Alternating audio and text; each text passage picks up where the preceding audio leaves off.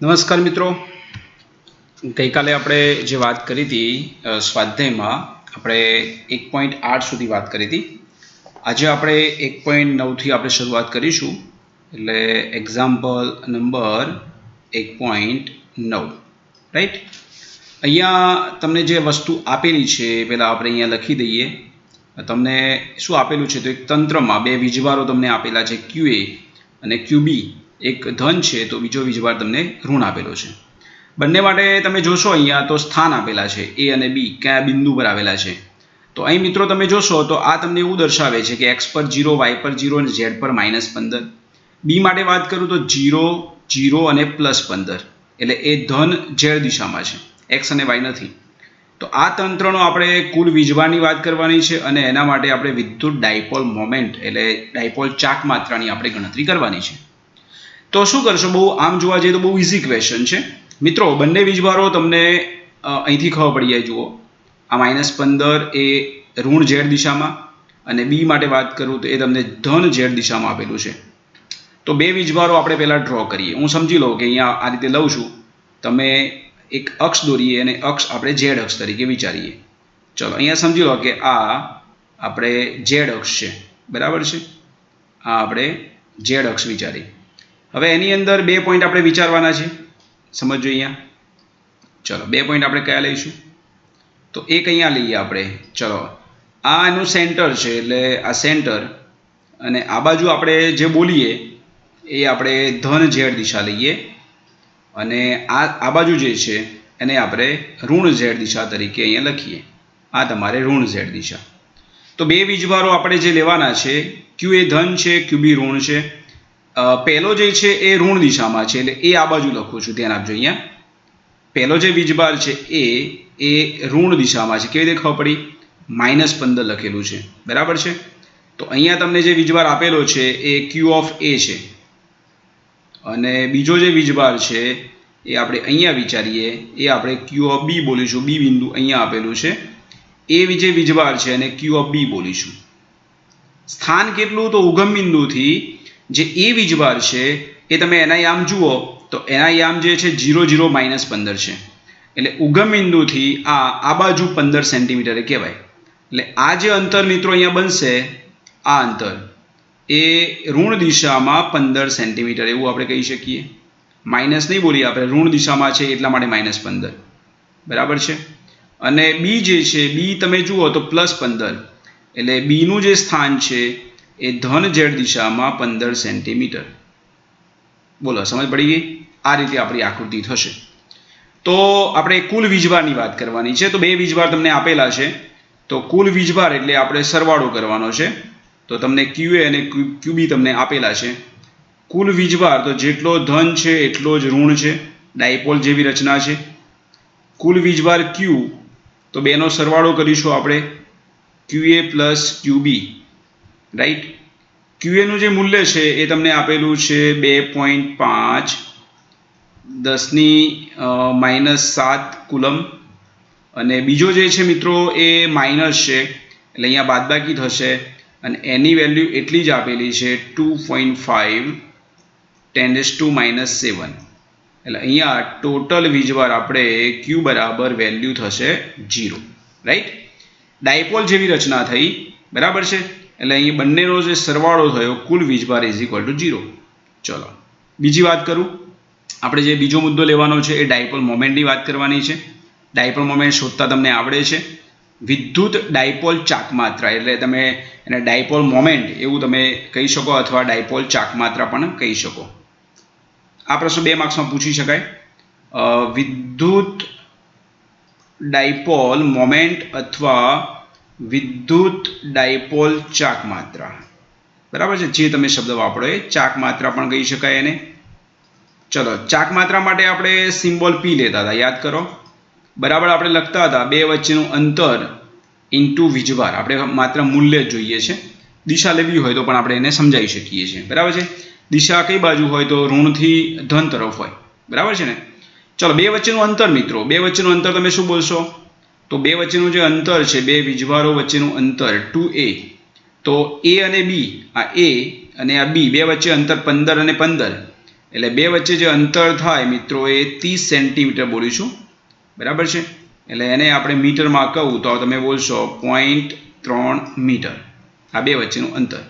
અને વીજભાર એટલે ગમે તે એક વીજભારનું મૂલ્ય, તો બંનેનું મૂલ્ય સેમ જ છે, 2.5 10⁻⁷. તો ડાયપોલ મોમેન્ટ જે થશે બે વચ્ચેનું અંતર એટલે તમે બોલ્યા 0.3 મીટર 30 સેન્ટીમીટર છે. વીજભારનું મૂલ્ય બંને સેમ છે એટલે મૂલ્ય એટલે પ્લસ માઇનસ નહીં બોલવાનું, આપણે પ્લસ જ લેવાનું, આ રીતે. ચલો આપણે અહીંયા એનો ગુણાકાર કરીશું. તો 2.5 ગુણ્યા આપણે 0.3 કરીએ એટલે 25 3 75, એટલે આ જવાબ તમારે 0.75 જેવો થશે, બરાબર છે. 10⁻⁻7, રાઈટ. તો અહીંયા આપણે એને આ રીતે પણ લખી શકીએ. જુઓ 7.5 કરવું એટલે 1 પોઈન્ટ મેં વધાર્યો તો ત્યાં ઘટાડો, -7 છે ઘટશે એટલે -8. એકમ બનશે કુલમ ઇન્ટુ મીટર, સેન્ટીમીટર નથી. આ બરાબર આપણે મગજમાં ફોકસ કરીશું. આ મિત્રો જે મળ્યું આપણને એ ડાયપોલ મોમેન્ટ કહેવાય. તો ડાયપોલ મોમેન્ટ આપણને મળ્યું 7.5 10⁻⁸ કુલમ ઇન્ટુ મીટર, કારણ કે વીજભાર કુલમ અને બે વચ્ચેનું અંતર એટલે મીટર. આ રીતે મિત્રો આપણે વ્યાખ્યાયિત કરી શકીએ. મિત્રો 1.10 જે છે એ આપણે MCQ તરીકે આને સમજીશું. આ તમને કોઈ 2 માર્ક્સમાં કે એવું કોઈ ક્વેશ્ચન નહીં પૂછાય, માત્ર MCQ તરીકે આપણે આને લઈ શકીએ, બરાબર છે. એક્ઝામ્પલ 1.10 શું આપેલું છે આપણને? તો તમને પહેલાં ડાયપોલ ચાક માત્રા આપી છે. ડાયપોલ ચાક માત્રા એટલે શું બોલે? Dipole moment. ડાયપોલ મોમેન્ટની વાત કરું તો તમને વેલ્યુ આપેલી છે 4 × 10⁻⁹ કુલમ ઇન્ટુ મીટર. તમને એક વિદ્યુત ડાયપોલ કે જેના પર ચોક્કસ વીજ ક્ષેત્ર આપેલું છે, આ વીજ ક્ષેત્ર છે ન્યૂટન પર કુલમ. એટલે બીજી તમને વેલ્યુ આપી છે વીજ ક્ષેત્રની. વીજ ક્ષેત્રની વેલ્યુ છે મિત્રો 5 × 10⁴ ન્યૂટન પર કુલમ. અને બે વચ્ચે જે ખૂણો તમને આપેલો છે થીટા, એ આપેલો છે 30 ડિગ્રી. તો એમ કહે છે અહીંયા તમે ટોર્ક શોધો, બરાબર છે. તો ટોર્ક માટે આપણે સમીકરણ તારવેલું છે. ટોર્ક શું થશે? તો ટોર્ક માટે સમીકરણ છે મિત્રો ટોર્ક બરાબર P × E. આવું આપણે ભણી ગયા છીએ. ટોર્ક બરાબર P × E. તો એને તમે લખી શકો ટોર્ક બરાબર PE sin θ. ઓકે, તો બધી વેલ્યુ તમને ખબર છે. PE θ તમને 30 આપેલો છે એટલે PE sin 30, રાઈટ. વેલ્યુ આપણે એપ્લાય કરીએ એટલે જવાબ આપણે મળી જશે. P કેટલા છે? તો P એટલે 4 × 10⁻⁹, E એટલે 5 × 10⁴, અને sin 30 એટલે sin 30 ની વેલ્યુ 1/2 થાય. 1/2 એટલે અહીંથી 2 જતા રહે એટલે 5 × 10, 10 એટલે 10⁻1 વધી 10⁵ થાય. 10 અહીંયા જવાબ આવશે -4, જેનો એકમ ન્યૂટન ઇન્ટુ મીટર અથવા આપણે જૂલ કહી શકીએ. જવાબ ટેલી કરી લઉં છું. આન્સર મિત્રો અહીંયા જે બને છે બરાબર છે, આપણો આન્સર અહીંયા આવી જાય છે. અહીંયા જે આન્સર થશે 10⁻⁴ જૂલ. ન્યૂટન ઇન્ટુ મીટર પણ આપણે કહી શકીએ, બરાબર છે.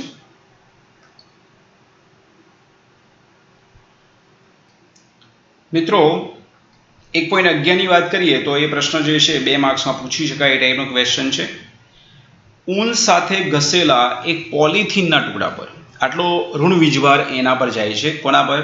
તો આપણે બોલીશું પોલિથીન પર આટલો ઋણ વીજભાર ગયો એટલે ઊનનો ટુકડો એ ધન બનશે અને પોલિથીન એ ઋણ બન્યો. સ્થાનાંતરિત થયેલ ઇલેક્ટ્રોનની સંખ્યા કેટલી હશે? તો આપણે Q બરાબર N પરથી ગણતરી કરી શકીએ. તેઓ શાના પર સ્થાનાંતરિત થાય છે? તો ખબર પડી ગઈ કે પોલિથીનના ટુકડા પર ઋણ વીજભાર છે એટલે ઊન પરથી પોલિથીન પર ગયા. ઊનથી પોલિથીન તરફ કેટલું દળ ગયું? તો જેટલા ઇલેક્ટ્રોન ગયા એનું દળ ગણી લેવાનું ટોટલ. તો ફર્સ્ટ ઓફ ઓલ આપણે શું કરીએ કે કેટલા ઇલેક્ટ્રોન એ પોલિથીન પર જશે. તો જુઓ આપણે Q બરાબર N પરથી ગણતરી કરી શકીએ. વીજભાર આપણે પોલિથીન પર જે વીજભાર તમને આપેલો છે એ 3 × 10⁻⁷ કુલમ છે. આપણે લખીએ અહીંયા પોલિથીન કયો વીજભાર ધરાવે છે? પોલિથીન આપણે બોલીશું કે ઋણ વીજભારી છે. ઋણ વીજભારી છે એટલે કે ऊन परथी इलेक्ट्रॉन जे छे ऊन परथी इलेक्ट्रॉन कोना पर जशे तो आपणे बोलीशुं के पॉलिथीन पर जशे એટલે પોલિથીન જે છે ઋણ બન્યું અને ऊन જે છે એ ધન બનશે ઓકે પોલિથીનનો વીજભાર તમને આપેલો છે પોલિથીનનો ઋણ વીજભાર તમને આપેલો છે પોલિથીનનો જે ઋણ વીજભાર પ્રેરિત થાય છે Q ઇઝ ઇક્વલ ટુ આપણે બોલીએ કેટલો છે तो 3 × 10⁻⁷ કુલમ आ ऋण वीजभार है। तो आपणे इलेक्ट्रॉननी संख्या तो आपणे आ समीकरण लईए कि Q बराबर N परथी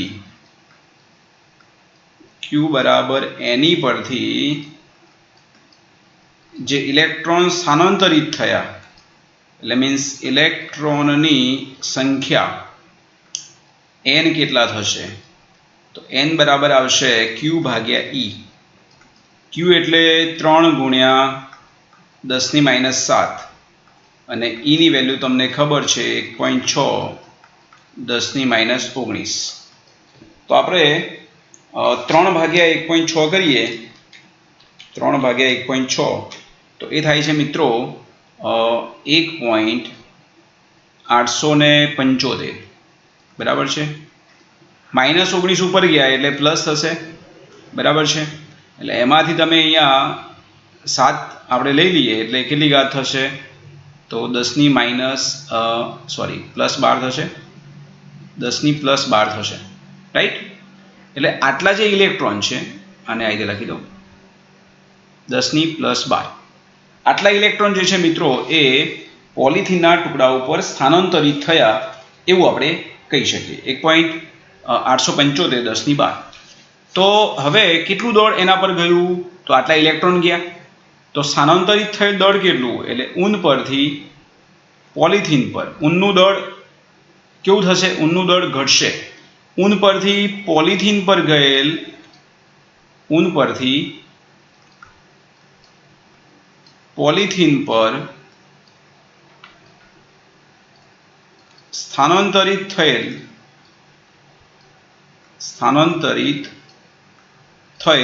दळ केटलू एनी आपणे वात करवी छे तो एक इलेक्ट्रॉननुं दळ केटलू तो एक इलेक्ट्रॉन दळ एटले 9.1 10⁻31 तो आटला इलेक्ट्रॉन अहींया आटला इलेक्ट्रॉन ए ऊन परथी पॉलिथीन पर जाय छे तो केटलू दळ टोटल स्थानांतरित थयुं ऊन परथी तो आपणे शुं करीशुं आपणे आ रीते लईशुं टोटल n इलेक्ट्रॉन छे अने एक इलेक्ट्रॉननुं दळ एटले मास ऑफ इलेक्ट्रॉन आवुं आपणे कहीशुं तो 1.875 गुण्या 10⁻12 इलेक्ट्रॉन जे छे ने ए एटला इलेक्ट्रॉन निकळ्या अने एक इलेक्ट्रॉन दळ केटलुं तो 9.1 10⁻31 એટલે टोटल आटलू दळ अहींया स्थानांतरित थयुं कहेवाय एक इलेक्ट्रॉन होय तो आटलू पण एवा तो आटला इलेक्ट्रॉन छे तो बेनो गुणाकार करी नाखीए आपणे तो 1.875 गुण्या आपणे 9.1 ए लईए तो आपणो जवाब जे थाय छे मित्रों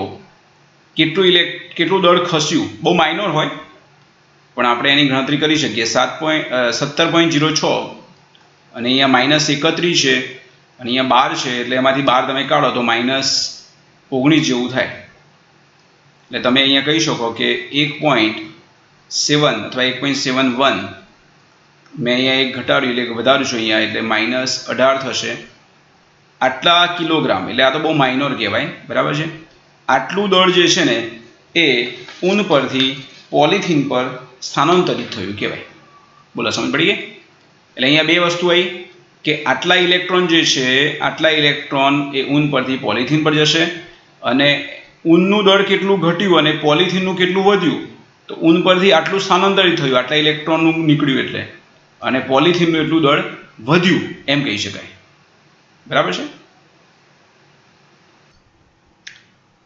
मित्रों 1.12 ની વાત કરીએ તો બહુ ઇઝી ક્વેશ્ચન છે બે ગોળાઓ તમને આવેલા છે એ બંને વચ્ચેનું જે અંતર છે 50 સેન્ટીમીટર છે એ બંને પર જે વીજભાર છે એનું મૂલ્ય તમને આપેલું છે બરાબર છે એમની વચ્ચે પરસ્પર લાગતું અપાકર્ષણ બળ કેટલું હશે? એટલે બંને સેમ વીજભારી છે એમ કહી શકાય. એ અને બી વચ્ચેના અંતરની સરખામણીએ તેમની ત્રિજ્યાઓ અવગણી શકાય એવી છે. એટલે મતલબમાં અંતર બહુ મોટું છે અને બિંદુવત પદાર્થ એવું આપણે બોલીશું. અને પછી આપણે બીજો મુદ્દો લેવાનો છે. ઇઝી છે, આમ તો તમે જાતે ગણી શકો એવો ટાઈપનો ક્વેશ્ચન છે, પણ હું અહીંયા તમને ગણાવી દઉં. બે વચ્ચેનું જે અંતર છે મિત્રો, બે ગોળાઓ વચ્ચેનું, એ તમને આપ્યું છે મિત્રો 50 સેન્ટીમીટર. એટલે તમે એને કહી શકો 0.5 મીટર. વીજભારની વાત કરું તો ગોળો એ હોય એટલે એનો વીજભાર એટલે આપણે QA બોલીએ, અથવા આપણે બીજો ગોળો લઈએ, બરાબર છે. એટલે Q1 Q2 એમ લખો તો પણ વાંધો નહીં. કોઈ એમ કે આ રીતે લખવું છે. ગોળા A પરનો વીજભાર અને ગોળા B પરનો વીજભાર બંનેનું મૂલ્ય સેમ છે. બંને ધન એટલે બે વચ્ચે અપાકર્ષણ થશે. 6.5 10⁻⁷ કુલમ, રાઈટ. તો એ બે વચ્ચે લાગતું વિદ્યુત બળ, તો બે વચ્ચે વિદ્યુત બળ કેટલું થાય? તો F બરાબર તમે આ રીતે ગણી શકો કે Q1 Q2/r². અહીંયા તમારે વેલ્યુ મૂકી દેવાની છે. વેલ્યુ મૂકશો એટલે 9 ગુણ્યા 10⁹. વીજભારનું મૂલ્ય બંને સેમ છે એટલે 6.5 10⁻⁷ બે વખત લેવાના છે, બરાબર છે. એટલે એનો તમે ગુણાકાર કરશો એટલે વર્ગ લખી દઉં સીધો, અને ભાગ્યા r² એટલે 0.5નો વર્ગ. આનો મિત્રો આપણે સાદુરૂપ આપી દઈશું. તો સાદુરૂપ આ રીતે થશે, જુઓ. ઉપર 6.5 ગુણ્યા 6.5 ગુણ્યા આપણે 9 લઈશું, બરાબર છે. અને નીચે 0.5નો વર્ગ એટલે 0.25 એટલે ભાગ્યા, હું 0.25 કરી દઉં સીધું. આપણે સાદુરૂપ આપીએ તો આ જે મિત્રો ટોટલ આન્સર જે થાય છે 1521, બરાબર છે. અને ઘાતની વાત કરું તો આ -14 થઈને આ 9 એટલે -5 કહી શકાય.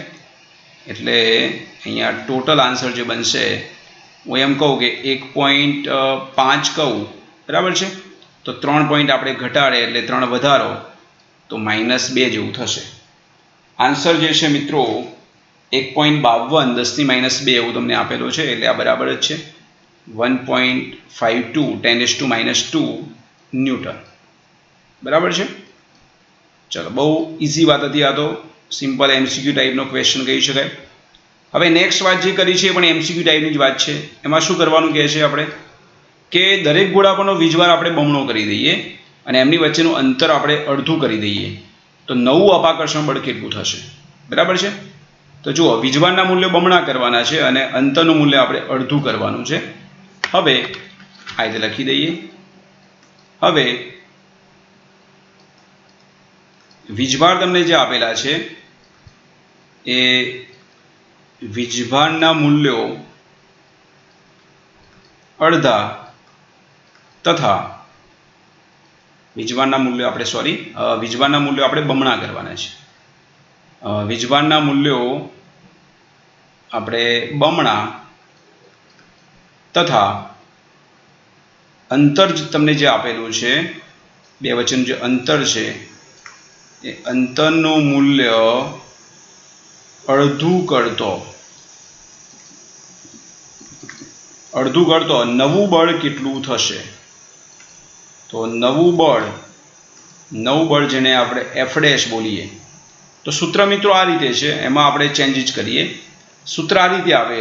પ્રારંભિક જે બળ વાત કરીએ એમાં આવું હતું કે K Q1 Q2/r². હવે વીજભારના મૂલ્યો બમણા કરવાના છે. વીજભારના મૂલ્યો બમણા કરવાના એટલે સમીકરણ શું થશે? જુઓ, K નો K, Q1 ની જગ્યાએ આપણે શું કરવાનું છે? તો 2Q1. પછી Q2 ની જગ્યાએ પણ બમણું એટલે 2Q2. અને અંતર જે છે એ અંતર અડધું કરવાનું છે, એનો સ્ક્વેર છે, r/2 નો સ્ક્વેર. તો આપણો આન્સર શું થશે? જુઓ, અહીંયા કેટલા વધ્યા? તો ઉપર 2 ગુણ્યા 2 એટલે 4, અને આ 1/2 નો વર્ગ એટલે 4 ઉપર આવશે. એટલે 4 4 કેટલા થયા? તો 16. તો 16 K Q1 Q2/r². હવે K Q1 Q2/r² ની વેલ્યુ તો તમને ખબર છે. તો આનો મતલબ એમ થયો કે આને તમે 16 × F કહી શકો. નવું બળ કેટલું થયું? તો પ્રારંભિક બળ કરતાં 16 ગણું કહી શકાય. અને કેટલું એ પણ તમને સમજાવી દઉં. જે આપણે આ ઉપર શોધ્યું એના ગુણ્યા 16 કરવાના છે. તો ઉપર આપણે કેટલું મેળવ્યું છે f, તો f મેળવ્યું છે 1.52 10 - 2. સમજ પડી ગઈ? આ જવાબ તો કેટલો હતો? આ જવાબ તો ઉપર મેળવી ચૂક્યા છે તમે. તો આ જે થશે મિત્રો 1.52 ગુણ્યા આપણે 16 કરી દઈએ તો એ જવાબ આપણો થાય છે 24.32. આ આન્સર થશે 24.32 10 - 2 ન્યૂટન. આન્સરનું ચેક કરી લો મિત્રો. એટલે તમે એને -2 છે એટલે આવું પણ કહી શકો. બુકમાં આવું લખેલું છે 0.24, 2 પોઈન્ટ કાપી નાખ્યા. તો આ જે બળ છે ને એના કરતો આ તમારે 16 ગણું બળ આપણે કહી શકીએ. F' = 0.24 ન્યૂટન અથવા 24.32 ગુણ્યા 10 - 2 ન્યૂટન આપણે કહી શકીએ.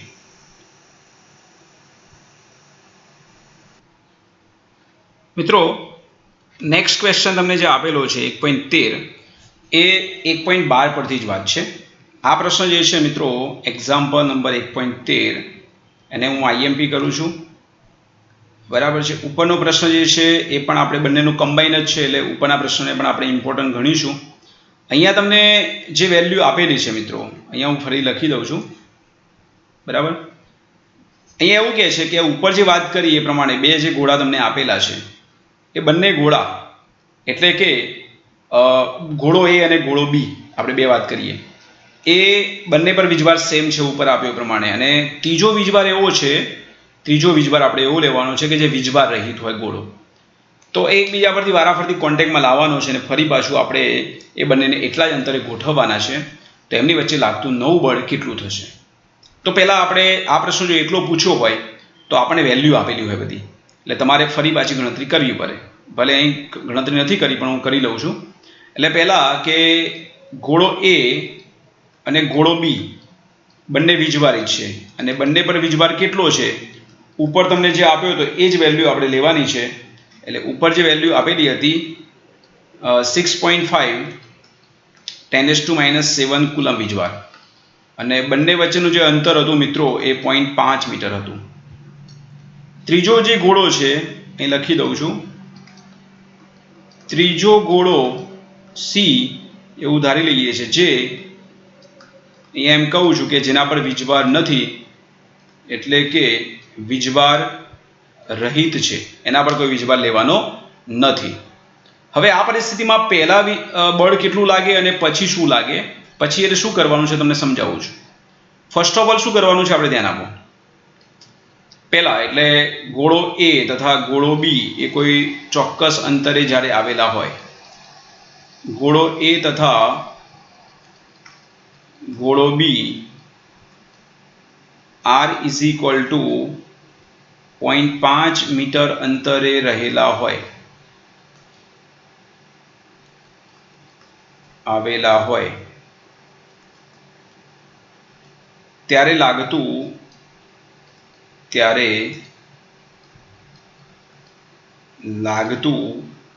આપણે વિદ્યુત બળની વાત કરીએ અથવા ગણતરી ન કરવી હોય છેલ્લે ગણતરી કરવી હોય તો પણ તમને ચાલે. જો આ રીતે પણ કંઈ કહી શકાય. અહીં સીધું એમ લખી દો કે કેટલા અંતરે તો R અંતરે આવેલા હોય. બરાબર છે. ગોળો A તથા ગોળો B R અંતરે આવેલા હોય ત્યારે લાગતું વિદ્યુત બળ. હવે બંનેનું મૂલ્ય સેમ છે. આપણે વાત કરીએ પ્રમાણે કે ગોળો A બોલો કે ગોળો B બોલો બંનેનો વીજભાર આપણે Q લેવાનો છે. તો એ આન્સર શું થશે આપણો? તો એ આન્સર આપણો આ રીતે થશે. તો એને આપણે બોલીશું F બરાબર K Q1 Q2 એટલે Q A QB. બંનેનો વીજભાર સેમ છે આમ તો આવું લખાય QA QB / R². પણ અહીંયા તમે એને લખી શકો જુઓ કે Q1 Q2 સેમ છે એટલે KQ² / R². કેમ કે આને નંબર 1 આપું છું F. આપણે જે જાણીએ છીએ પ્રમાણે કે Q of A = Q of B = આપણે Q સ્વીકાર્યું છે અહીંયા. હવે આપણે પરિસ્થિતિ એવી છે મિત્રો આપણે શું કરવાનું છે ધ્યાન આપીએ. તમારે અહીંયા ગોળો A અને B સંપર્કમાં લાવવાના છે. ગોળા A સાથે ગોળો C સંપર્કમાં લાવવાનો છે. એટલે પહેલી પરિસ્થિતિ આપણી એ છે આ રીતે A ને C સાથે સંપર્કમાં લાવો. અહીંયા લખું છું ગોળા એને વીજભાર રહિત, જેના પર વીજભાર બિલકુલ નથી, વીજભાર રહિત ત્રીજો ગોળો જેને નામ સી આપ્યું છે, ગોળા સી સાથે સંપર્કમાં લાવી અને છૂટા કાઢવાના છે આપણે. સંપર્કમાં લાવતો એમ બોલો ને આપણે, તો શું થાય? ગોળો એ અને બી, બે ગોળા તમને આપેલા છે. ગોળા એ પર વીજભાર કેટલો હતો? તો જુઓ અહીં લખું છું, આ સમજી લો કે આ ગોળો એ છે, બંને સમાન ત્રિજ્યાના છે, બરાબર છે, એવું આપણે લઈશું. આ ગોળો એ વિચારીએ અને આ જે છે એ ગોળો આપણે સી વિચારીએ, સોરી બીજો ગોળો. બંને સેમ ત્રિજ્યાના હોય તો જ આ શક્ય બને. પહેલી વાત એ બંને સમાન પરિમાણ જોઈએ. આ બંનેનું પરિમાણ આપણે મિત્રો સેમ છે, બરાબર છે, ઓકે. આના પર જે વીજભાર હતો, આના પર જે વીજભાર છે, આ ગોળો એ છે, બરાબર છે, અને આ જે છે ગોળો સી છે, રાઈટ. હવે આના પર જે વીજભાર હતો એ આના પર વીજભાર છે મિત્રો ક્યુ, અને આના પર ક્યુ બરાબર 0 છે. આને જ્યારે તમે સંપર્કમાં લાવો છો આ રીતે, અને આપણે સંપર્કમાં લાવ્યા એટલે સંપર્કમાં લાવ્યા બાદ બંને પર વીજભાર કેટલો થશે આ અંદર લખી દઉં. ચલો, આનો વીજભાર કેટલો હતો મિત્રો? તો આનો વીજભાર હતો ક્યુ, અને આનો વીજભાર ક્યુ બરાબર 0 હતો. એટલે ટોટલ કેટલો થયો? ટોટલ ક્યુ. તો બેના આપણે ભાગ પાડી દેવાના. તો સંપર્કમાં લાવ્યા બાદ બંને પર વીજભાર ટોટલનો અડધો થાય એટલે ક્યુ ટોટલ થયો, એટલે વીજભાર થશે Q/2. સમજ પડી ગઈ? ઈઝી છે મિત્રો. હવે શું કરવાનું છે આપણે? તો સી ને આપણે બી સાથે સંપર્કમાં લાવવાનો. હવે આગળની પરિસ્થિતિ, હવે જે વીજભાર રહિત ગોળો છે, ગોળા સી ને ગોળા બી સાથે સંપર્કમાં લાવતો. આ પરિસ્થિતિ પછી બી સાથે સંપર્કમાં લાવતો, તો સમજીએ આપણે. જુઓ અહીંયા શું થશે. અહીંયા પરિસ્થિતિ મિત્રો જે થશે એ આવી થશે, ઓકે. ચલો, આને લઈએ આપણે. પહેલા આપણે દોરીએ કે ગોળો સી લઈએ, સી ને આપણે બી સાથે સંપર્ક, બધા ગોળા સેમ જ છે પરિમાણની દ્રષ્ટિએ. અહીંયા બીજો ગોળો, એને સંપર્કમાં લઈએ આપણે, એટલે સી ને બી સાથે સંપર્કમાં લઈએ. પરિમાણ સેમ છે મિત્રો. આને આપણે નામ જે આપીએ, આને આપણે, આ છે મિત્રો બી અને આ છે મિત્રો સી, ઓકે. એ પર અને બી પર અને સી પર વીજભાર કેટલો હતો? તો બી પર વીજભાર છે મિત્રો ક્યુ, સી પર કેટલો આવ્યો? તો એ સાથે સંપર્કમાં લાવ્યા તો આનો વીજભાર જે આવ્યો મિત્રો એ Q/2.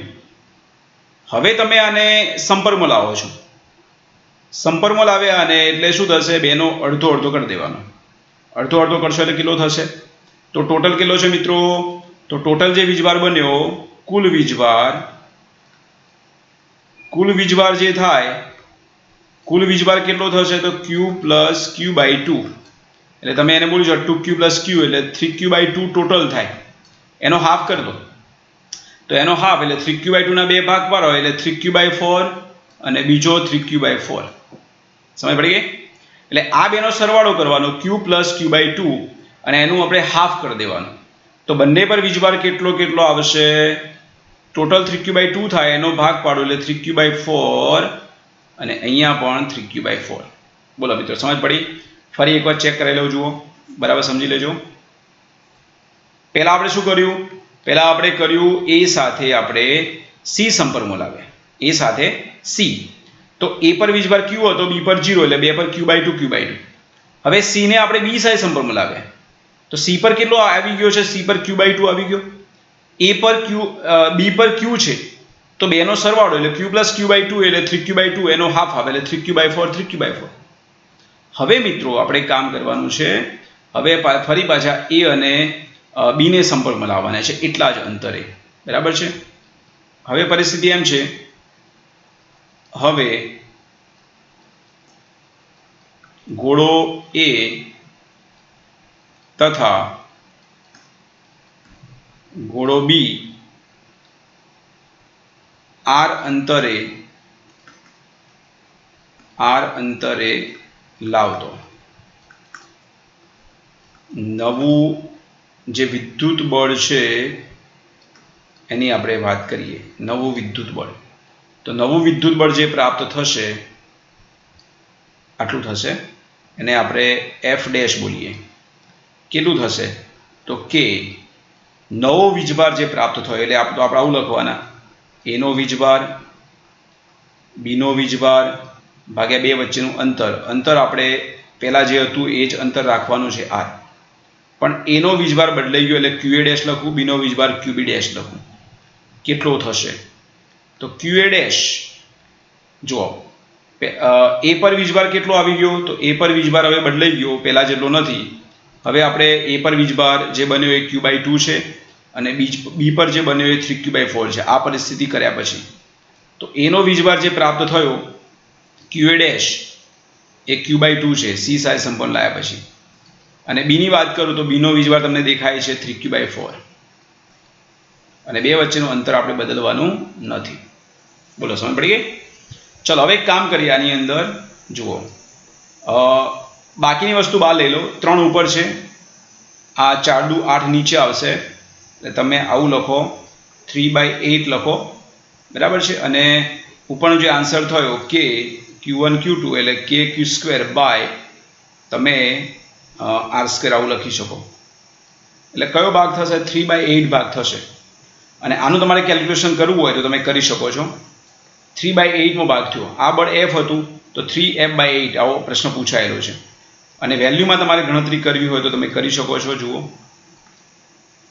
ચલો કેની વેલ્યુ કેટલી છે? તો 9 ગુણ્યા 10⁹ Q². તો Qની વેલ્યુ કેટલી હતી? તો Qની વેલ્યુ હતી 6.5 10⁻⁻7 એનો વર્ગ આવશે. આપણે આ બળ જો કે શોધેલું છે, વેલ્યુ કેટલી આવે, અને આ 0.5 નો વર્ગ આવશે. એનું તમે મિત્રો સાદરૂપ ઉપર આપેલું છે એ પ્રમાણે એનું કેલ્ક્યુલેશન કરી લઈએ. ટોટલ આપણે ગણતરી કરીએ મિત્રો, તો એ જવાબ જે તમારે થાય છે ટોટલ હું લખી દઉં છું કેલ્ક્યુલેશન કરીને. તો મિત્રો આવો જવાબ થાય છે. હું બધું સાદરૂપ આપી દઉં છું. 0.5703 10ની જે ઘાત બને છે -2. એને તમે આ રીતે વૈજ્ઞાનિક ભાષામાં લખી શકો છો. વૈજ્ઞાનિક ભાષામાં એટલે 10⁻² છે મિત્રો, એટલે તમે અહીં 5.7 લખો વૈજ્ઞાનિક ભાષામાં. તો એક વધાર્યું એટલે એક ઘટાડો, -2 માં એક ઘટાડો એટલે -3 થશે. આ મિત્રો નવું બળ આપણને પ્રાપ્ત થયું. પહેલાં જે આવતું હતું એનો 3/8 ભાગ આવ્યો, બરાબર છે. આટલો ફરક પડ્યો. અહીંયા ઇમ્પોર્ટન્ટ વસ્તુ એ છે કે આપણે શું કામ કર્યું એ ધ્યાન આપવાનું છે. આપણે શું કામ કર્યું કે પહેલાં બે ગોળા હતા એ અને બી, એને તમે સંપર્કમાં કોની સાથે લાયા? સી સાથે, જેના પર વીજભાર નહોતો એટલે બે પર અડધો અડધો થઈ જાય. પછી સીને બી સાથે સંપર્ક લાયા, તો બી પર કેટલો હતો? Q. સી પર આપણે આ પ્રક્રિયા કર્યા પછી Q/2 આવ્યો, બેનો સરવાળો કરીને બે વડે ભાગી નાખો એટલે 3Q/4. એ પ્રક્રિયા કર્યા પછી એ અને બીને આપણે સંપર્કમાં લાવવાના છે. તો બળ જે છે વીજભાર બદલાઈ ગયો Q a ડેશ અને Q b ડેશ, એટલે આપણે વેલ્યુ મૂકવાની 3/8 અને બાકીની વેલ્યુ KQ²R². આનો જવાબ તો તમે પહેલાં ઉપર 1.12 માં ઓલરેડી મેળવી ચૂક્યા છો, બરાબર છે.